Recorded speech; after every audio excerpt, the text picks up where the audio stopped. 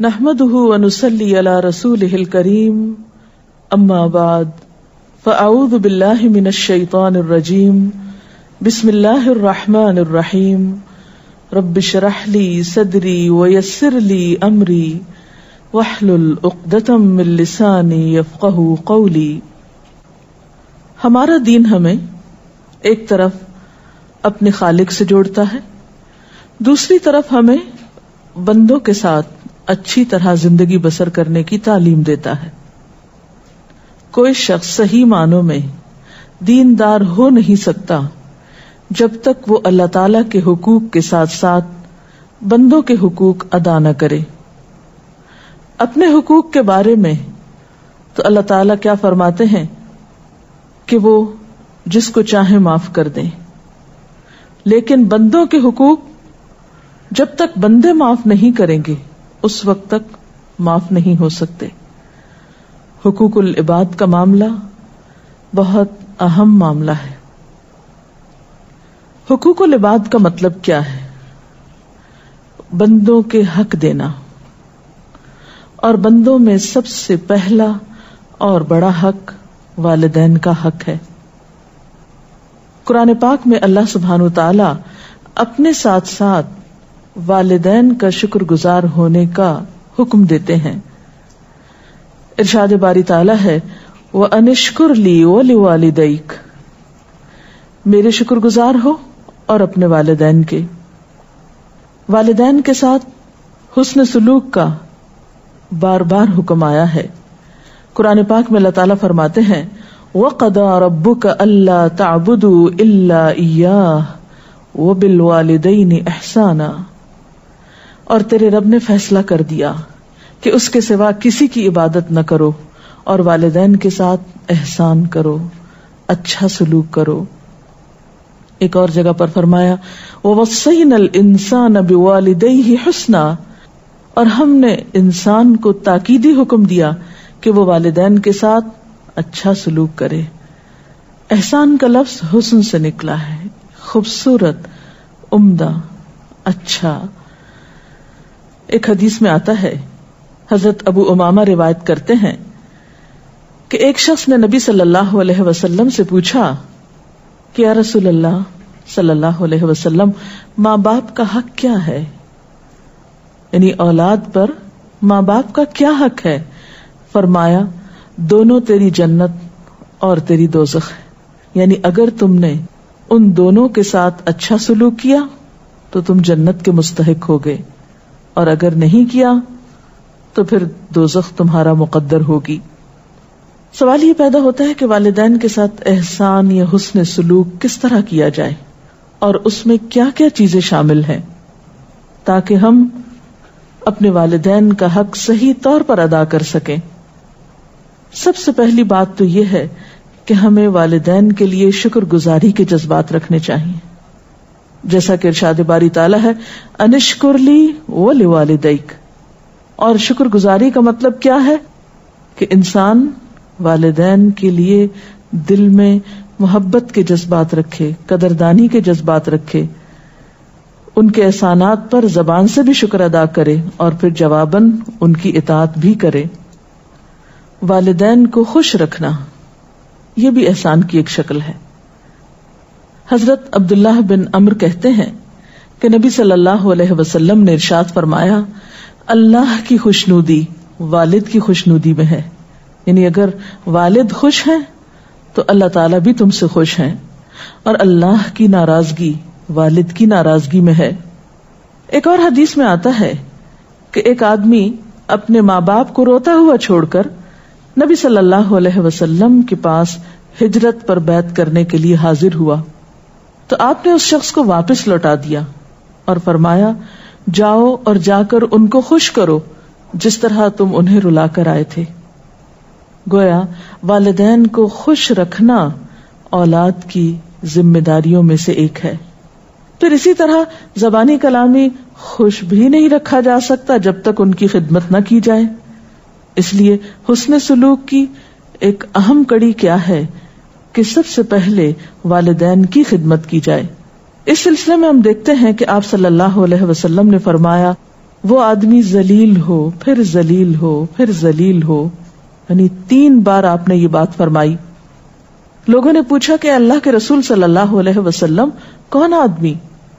فرمایا وہ آدمی جس نے ماں باپ کو بڑھاپے کی حالت میں پایا، دونوں کو پایا یا ان میں سے ایک کو پایا، اور پھر ان کی خدمت نہ کی اور اس طرح جنت میں داخل نہ ہوا. تو گویا والدین کی خدمت جنت میں داخلے کا ذریعہ ہے، جنت میں داخل ہونے کا طریقہ ہے. اسی طرح ایک اور حدیث میں آتا ہے کہ ایک شخص آپ کے پاس جہاد کرنے کی غرض سے حاضر ہوا تو آپ نے اس سے پوچھا کہ کیا تمہارے ماں باپ زندہ ہیں؟ تو اس نے کہا جی ہاں. آپ نے ارشاد فرمایا جاؤ اور ان کی خدمت کرو، یہی جہاد ہے. یعنی اگر والدین کی خدمت کرنے والا اور کوئی نہیں تو ایسے شخص سے تو جہاد بھی ساقط ہے. اسی طرح والدین کے ساتھ عاجزی اور انکساری کے ساتھ پیش آنا یہ بھی حسن سلوک میں شامل ہے. قرآن پاک میں اللہ تعالیٰ فرماتے ہیں وَاخْفِضْ لَهُمَا جَنَاحَ الذُّلِّ مِنَ الرَّحْمَةِ، اور ان دونوں کے لیے اپنے کندھے جھکا کر رکھو مہربانی کے ساتھ. یعنی ایک طرف مہربانی ہو اور دوسرے ادب اور احترام ہو. حضرت ابو ہریرہ نے ایک بار 2 آدمیوں کو دیکھا، ایک سے پوچھا یہ دوسرے تمہارے کون ہیں، یعنی یہ تمہارے ساتھ کون جا رہے ہیں؟ تو اس نے کہا کہ یہ میرے والد ہیں. تو آپ نے ان کو تلقین کی کہ دیکھو ان کا نام نہ لینا، یعنی نام سے نہیں پکارنا کیونکہ یہ ادب کے خلاف ہے. کبھی ان سے آگے نہیں چلنا اور نہ کبھی ان سے پہلے بیٹھنا، یعنی ادب و احترام میں یہ چیزیں بھی شامل ہیں. ایک اور روایت میں آتا ہے کہ اللہ تعالیٰ نے موسیٰ علیہ السلام کے پاس وحی بھیجی کہ اے موسیٰ اپنے ماں باپ کی توقیر کرو، یعنی عزت کرو، اس لیے کہ ماں باپ کی عزت کرنے والے کی میں عمر بڑھا دیتا ہوں. یعنی جو شخص اپنے ماں باپ کی عزت کرتا ہے، ان سے عزت سے پیش آتا ہے تو اس کی عمر میں برکت ہوتی ہے، اور اس کو ایسی اولاد عطا کرتا ہوں، ایسا بیٹا عطا کرتا ہوں جو اس کی عزت کرتا ہے. والدین کے ساتھ حسن سلوک ان نیکیوں میں سے ہے جس کی جزا انسان کو دنیا میں ہی مل جاتی ہے. اور فرمایا جو ماں باپ کو ستاتا ہے میں اس کی عمر کم کر دیتا ہوں اور اس کو پھر ایسی اولاد دیتا ہوں جو اس کو ستائے. پھر اسی طرح والدین کے ساتھ محبت سے پیش آنا چاہیے. ابن عباس کی روایت ہے نبی صلی اللہ علیہ وسلم نے فرمایا جو نیک اولاد اپنے ماں باپ پر محبت بھری نظر ڈالتی ہے اللہ تعالیٰ اس کو اس نظر کے بدلے ایک حج مقبول کا ثواب عطا کرتے ہیں. آپ دیکھیے کہ حج کرنا کتنا مشقت والا کام ہے، لیکن جو شخص ماں باپ کو پیار سے دیکھتا ہے اس کے لیے اتنا بڑا اجر و ثواب لکھ لیا جاتا ہے. لوگوں نے پوچھا اللہ کے رسول صلی اللہ علیہ وسلم اگر کوئی شخص دن میں 100 بار ایسا کرے، یعنی 100 بار محبت سے دیکھے، تو آپ نے فرمایا جی ہاں اگر کوئی 100 بار بھی دیکھے تب بھی اللہ بالکل پاک ہے، یعنی اس کے پاس اجر و ثواب تمہارے تصور سے بہت بڑا ہے، تنگ دلی سے پاک ہے. پھر اسی طرح محبت کے ساتھ دیکھنے اور پیش آنے کے ساتھ ساتھ گفتگو میں بھی محبت، ادب و احترام اور نرمی ہونی چاہیے. قرآن پاک میں خاص طور پر تلقین کی گئی فلا تقل لهما اف ولا تنهرهما، ماں باپ کو اف تک نہ کہو، یعنی اگر کوئی بات ان کی ناگوار گزرتی ہے، تمہیں ناپسند آتی ہے تو جواب میں اف نہ کہو، اور نہ ہی ان سے جھڑک کر بات کرو، بلکہ اس کے برعکس نرمی سے گفتگو کرنی چاہیے.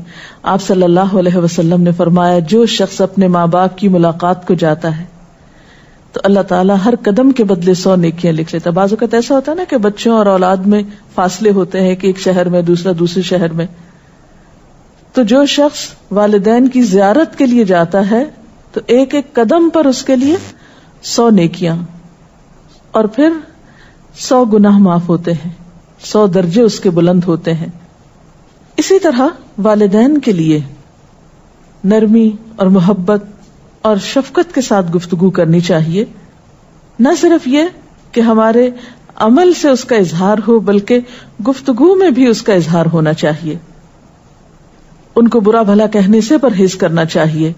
حضرت عبداللہ فرماتے ہیں کہ نبی صلی اللہ علیہ وسلم نے ارشاد فرمایا، سب سے بڑا گناہ یہ ہے کہ انسان اپنے والدین پر لعنت بھیجے۔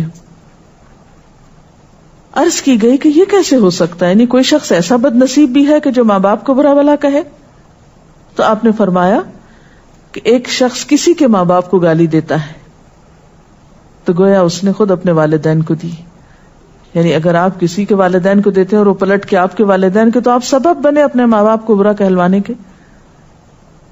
تو گویا ایسے عمل سے بھی پرہیز کرنا چاہیے جس سے براہ راست تو کیا انڈائریکٹلی بھی والدین کے لیے تکلیف اور پریشانی کا سبب نہ بنے۔ پھر اسی طرح والدین کی اطاعت کرنا، ان کی بات ماننا، یہ بھی ضروری ہے، اور نافرمانی سے پرہیز کرنا چاہیے۔ آپ نے فرمایا اپنے ماں باپ کے ساتھ نیکی کرو، تمہاری اولاد تمہارے ساتھ بھلائی کرے گی۔ اسی طرح ایک اور روایت میں آتا ہے، آپ صلی اللہ علیہ وسلم نے فرمایا، کیا میں تمہیں بڑے گناہ کے بارے میں نہ بتاؤں؟ صحابہ کرام نے عرض کیا، کیوں نہیں اے اللہ کے رسول صلی اللہ علیہ وسلم؟ آپ نے فرمایا، سب سے بڑا گناہ یہ ہے کہ انسان اللہ کے ساتھ کسی کو شریک کرے اور پھر اپنے والدین کی نافرمانی کرے۔ اس وقت آپ صلی اللہ علیہ وسلم تکیہ لگائے ہوئے تھے، یعنی ٹیک لگا کے بیٹھے تھے۔ آپ نے تکیہ چھوڑ دیا اور فرمانے لگے، اور جھوٹ بولنا، جھوٹی گواہی دینا، سن لو، جھوٹ بولنا، جھوٹی گواہی دینا۔ اور آپ برابر یہی کہتے رہے یہاں تک کہ ہم نے خواہش کی کہ کاش آپ خاموش ہو جائیں۔ پھر اسی طرح یہ ہے کہ انسان اگر والدین کی نافرمانی کرتا ہے تو اس نافرمانی کی سزا انسان کو دنیا میں بھی ملتی ہے۔ پھر اسی طرح یہ ہے کہ ہمیں والدین کی ضروریات کا بھی خیال رکھنا چاہیے، یعنی صرف زبانی اچھی باتیں کرنا یا وقتی طور پر کوئی خدمت کر دینا کافی نہیں، بلکہ اس چیز پر بھی نظر رکھنی چاہیے کہ وہ کس کس چیز کے ضرورت مند ہیں، اور خصوصاً بڑھاپے میں۔ قرآن پاک میں اللہ سبحانہ وتعالیٰ فرماتے ہیں، یسألونک ماذا ينفقون، لوگ آپ سے پوچھتے ہیں کہ وہ کیا خرچ کریں۔ قل ما انفقتم من خیر فللوالدین، ان سے کہہ دیجئے کہ جو بھی تم مال میں سے خرچ کرو تو والدین کے لیے، یعنی پہلا حق انسانوں میں سے والدین کا ہے، والاقربین، اور رشتہ داروں پہ خرچ کرو، والیتامی والمساکین، اور یتیموں اور مسکینوں پہ خرچ کرو، وابن السبیل، اور مسافروں پہ خرچ کرو۔ تو گویا انسان کے مال کے سب سے زیادہ حقدار اس کے والدین ہیں۔ ایک بار ایک شخص نبی صلی اللہ علیہ وسلم کے پاس آیا اور اپنے باپ کی شکایت کرنے لگا کہ وہ جب چاہتے ہیں میرا مال لے لیتے ہیں۔ آپ نے اس آدمی کو بلایا کہ تم اپنے بچے کا مال کیوں لیتے ہو؟ ایک بوڑھا آدمی لاٹھی ٹیکتا ہوا آپ صلی اللہ علیہ وسلم کے پاس حاضر ہوا اور کہنے لگا، اے اللہ کے رسول صلی اللہ علیہ وسلم، ایک زمانہ تھا کہ یہ کمزور اور بے بس تھا، مجھ میں طاقت تھی، میں مالدار تھا، اور یہ خالی ہاتھ تھا، میں نے کبھی اس کو اپنی کوئی چیز لینے سے روکا نہیں۔ آج میں کمزور ہوں، خالی ہاتھ ہوں، یہ مالدار ہے، قوی ہے، اور یہ اپنا مال مجھ سے بچا بچا کے رکھتا ہے۔ اور یہ ایک حقیقت ہے کہ والدین تو خوشی سے اولاد پہ خرچ کرتے ہیں، اور اگر زندگی میں کبھی اولاد کو والدین پہ خرچ کرنا پڑے تو دل تنگ ہونے لگتے ہیں۔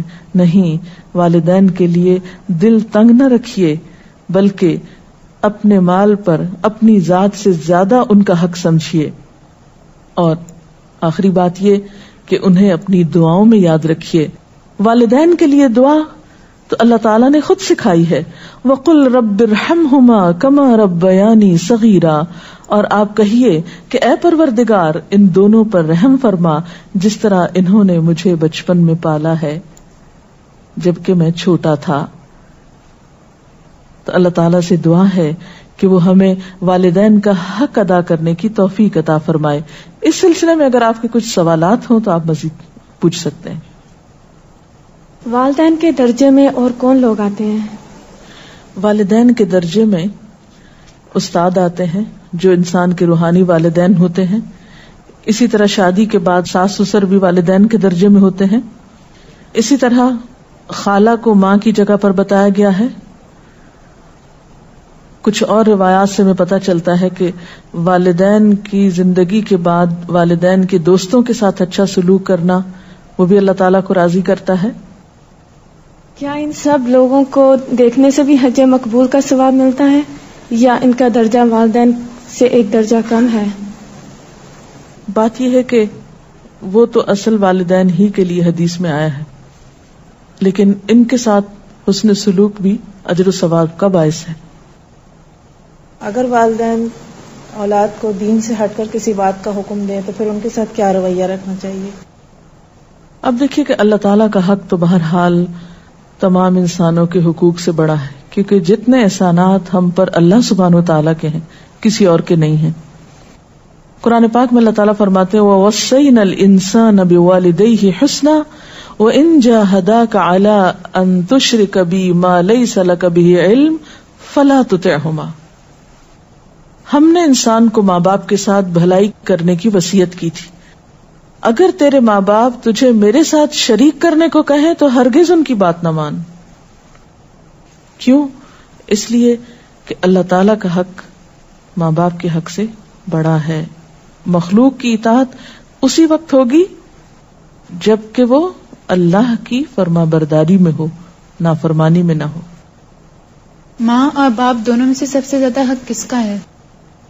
دونوں کا ہی حق بہت ہے، لیکن والدین میں سے خصوصی طور پر ماں کا حق زیادہ بتایا گیا ہے۔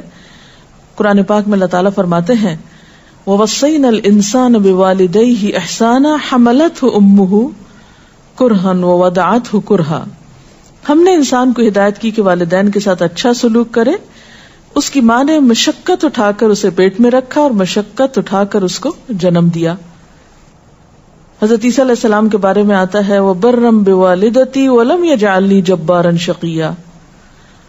نبی صلی اللہ علیہ وسلم نے فرمایا ان اللہ حرم علیکم عقوق الامہات، کہ بے شک اللہ نے حرام کی تم پر ماؤں کی نافرمانی۔ ایک شخص آپ کے پاس آتا ہے اور پوچھتا ہے مجھ پر سب سے زیادہ حق کس کا ہے؟ فرمایا تیری والدہ کا۔ وہ پھر پوچھتا ہے، آپ نے فرمایا تیری والدہ کا۔ تیسری بار پوچھتا ہے تو آپ فرماتے ہیں تیری والدہ کا۔ جب چوتھی بار وہ یہی سوال دہراتا ہے تو آپ نے فرمایا تیرے والد کا۔